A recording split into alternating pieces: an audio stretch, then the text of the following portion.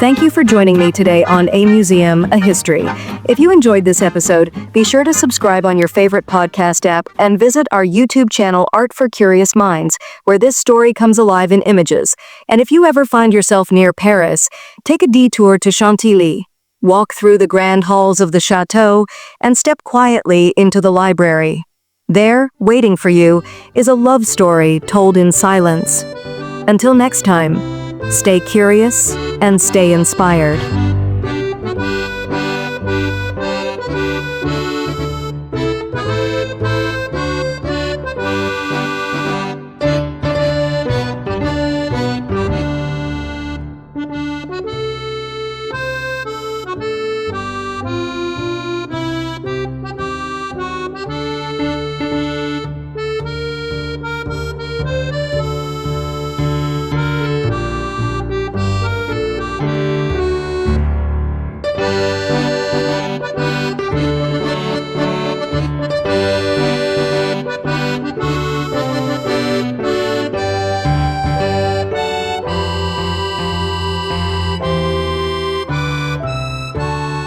Imagine a book where no words are written, only scenes of lovers meeting, parting, dreaming, suffering, and reuniting.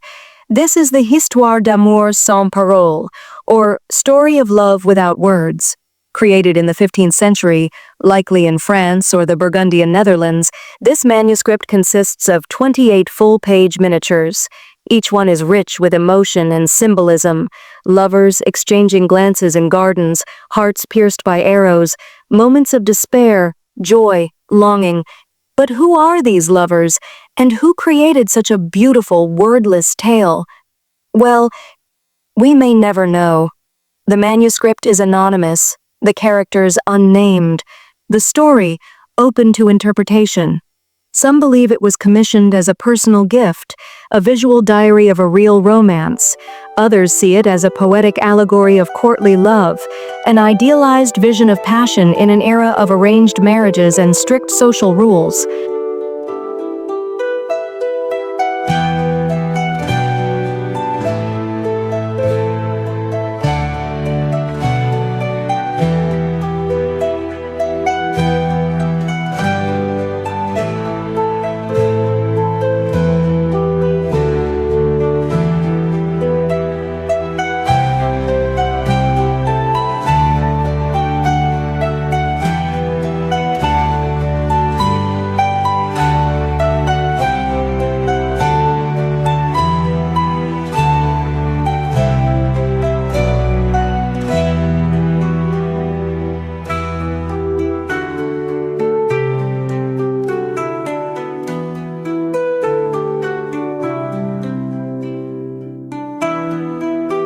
To find this manuscript, you must visit the Musée Condé inside the stunning Château de Chantilly. Nestled in a vast forest and surrounded by serene waters, the Château feels like something out of a fairy tale. But it's not just the beauty of the castle that draws visitors, it's what's inside.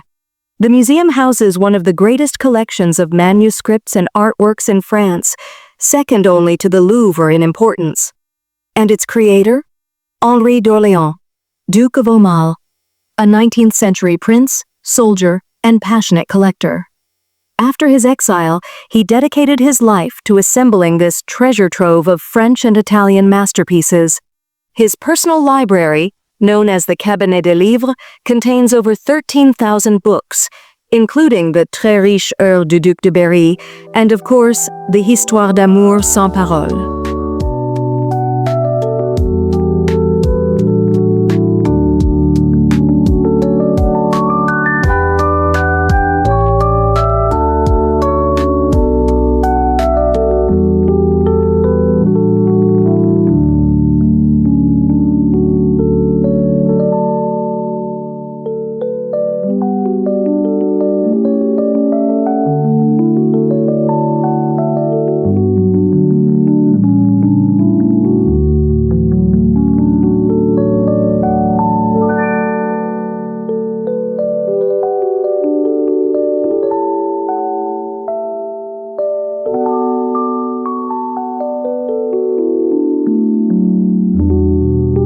What makes this manuscript so unique isn't just its beauty, but its silence. In an age when most love stories were sung by troubadours or written in elaborate verse, this book tells its tale with image alone. There are no captions, no dialogues, no explanations, just emotion, a red robe torn by grief, a lover kneeling before another, a departing ship, a garden in bloom, all left to the imagination and to the heart. Some art historians have speculated that it may echo a real love story, possibly between noble figures such as Jean III de Brosse and Louise de Laval. But without names, the manuscript becomes universal. It's not just their love, it's every love.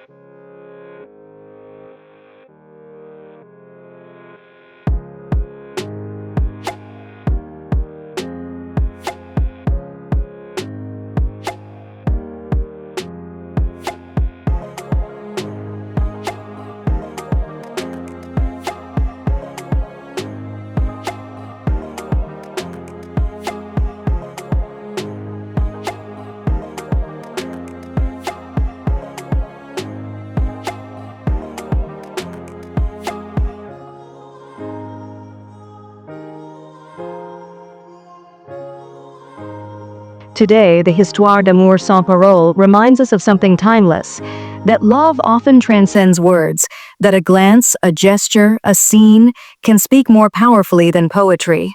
And in the silence of that manuscript, lying under glass in a 19th century library, we hear echoes of our own romances, fleeting or eternal. It's not just a book, it's a mirror. And perhaps that's why, centuries later, we're still drawn to it.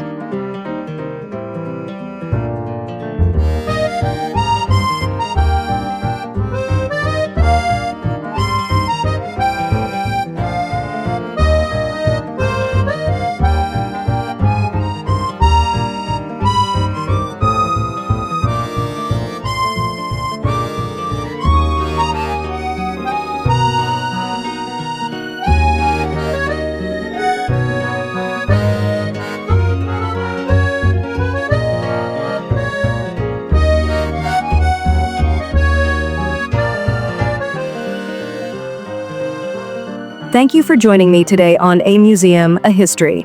If you enjoyed this episode, be sure to subscribe on your favorite podcast app and visit our YouTube channel, Art for Curious Minds, where this story comes alive in images. And if you ever find yourself near Paris, take a detour to Chantilly. Walk through the grand halls of the Château and step quietly into the library. There, waiting for you, is a love story told in silence. Until next time, stay curious and stay inspired.